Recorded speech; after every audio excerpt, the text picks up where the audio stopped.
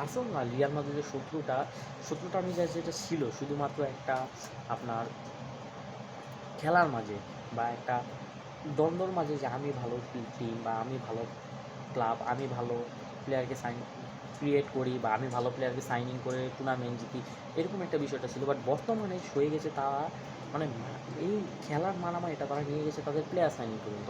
আপনি দেখেন যে বার্সেলোনা একটা প্লেয়ারকে সাইন করতে চাচ্ছিল, সেই প্লেয়ারের উপর ওই আলভারেজের উপর বিট করছিল আপনার রিয়াল মাদ্রিদ। ওইখানে বিট করার পরে আপনার বার্সেলোনাকে পিছিয়ে হটতে হয়, কারণ আলভারেজের দাম অ্যাটলেটিকো মাদ্রিদ অতিরিক্ত পরিমাণের বাড়িয়ে দেয়, যে কারণে সেটা বার্সেলোনা দিতে চাচ্ছিল না এই সময়। কারণ কিনা সে আলভারেজ কিছুদিন কিংবা 2-3 সিজনের ভিতরে প্রেজেন্ট হয়ে যাবে, তখন তারা কিনে নেবে। রিয়াল মাদ্রিদের বিষয়টা যদি দেখি, রিয়াল মাদ্রিদের যে রদ্রিকে সাইন করতে আসছিল সেই প্লেয়ারটাকে বর্তমানে নিয়ে গেছে বার্সেলোনা রদ্রিকে তাদের টিমে নিয়ে চলে গেছে। আর এখন বর্তমানে বার্সেলোনার যে ডিফেন্সিভ মিডফিল্ড আছে সেটা আনবিলিভেবল, আউটস্ট্যান্ডিং একটা মিডফিল্ড। সেই মিডফিল্ডে আপনি দেখেন অলমো, পেদ্রি, আরও অনেক ভালো ভালো ইন্ডিভিজুয়াল প্লেয়ার আছে যারা কিনা বেঞ্চেই বসে থাকে, সুযোগ পায় না। তারপর আপনি যদি দেখেন তাদের যে প্লেয়ার আছে আপনার মিডফিল্ডে, অ্যাটাকিংয়ে বা অনেক ভালো ভালো প্লেয়ার তারা নিজেরাই তৈরি করতে পারে, তাদের ক্লাব থেকে অনেক ভালো ভালো প্লেয়াররা উঠে আসে, লামাসিয়া থেকে উঠে এসে আপনার বার্সার হয়ে খেলে। বাট বর্তমানে আপনার যে বার্সেলোনা মানে যে প্লেয়ারটাকে সাইনিং করছে রদ্রিকে, মানে এটা আনবিলিভেবল আউটস্ট্যান্ডিং সাইনিং। এই সাইনিংটা আমি আশাই করিনি, কারণ তাদের কাছে এত ভালো ভালো মিডফিল্ডার থাকবে, তারা কেন রদ্রির পিছিয়ে যাবে এটা আমি চিন্তা করছিলাম। বাট বর্তমানে আমি যেটা বুঝতে পারছি, মেবি বার্সেলোনার যে মিডফিল্ডের কন্ট্রোলের দায়িত্বটা সেটা চলে যাবে রদ্রির হাতে। রদ্রি থাকবে মেইন লিডার, রদ্রি আপনার ম্যাচের টেম্পো কন্ট্রোল করতে পারে কিংবা ম্যাচের মেইন একটা প্লেয়ার হিসেবে সে খেলতে পারে। আপনারা তাকে ওয়ার্ল্ড কাপে দেখছি, আমরা তাকে সিটিতে খেলতে দেখছি, রিয়াল মাদ্রিদও তাকে এই কারণেই চাচ্ছিল, কারণ কিনা রিয়াল মাদ্রিদ অনেক আগে এরকম একটা প্লেয়ার ছিল যার নাম কিন্তু টনি ক্রুস, 2 সিজন আগে মেবি ছিল, সে অনেক ভালো খেলতো।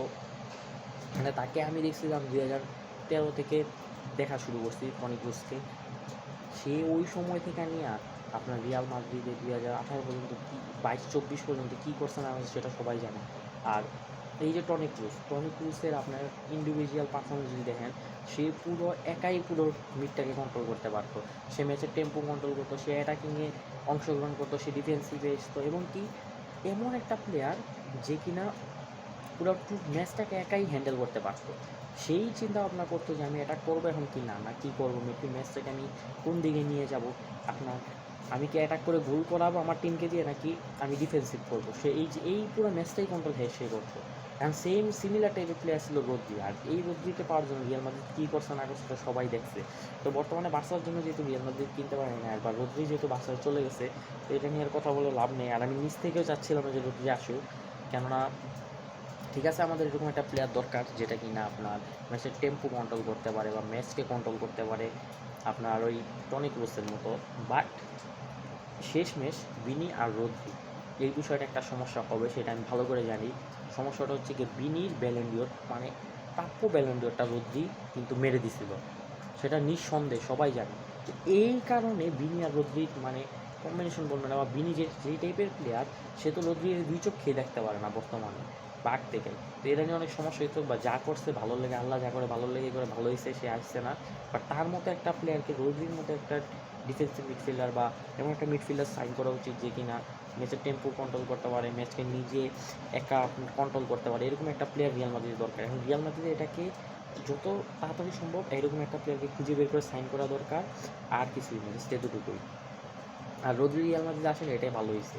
কারণ আপনারাই মতামত, আপনারা জানেন আমার মতামত আমি দিয়েছি, আপনারা কমেন্টে বলে দেবেন যে রদ্রি রিয়াল মাদ্রিদ আসার দরকার ছিল নাকি দরকার ছিল না।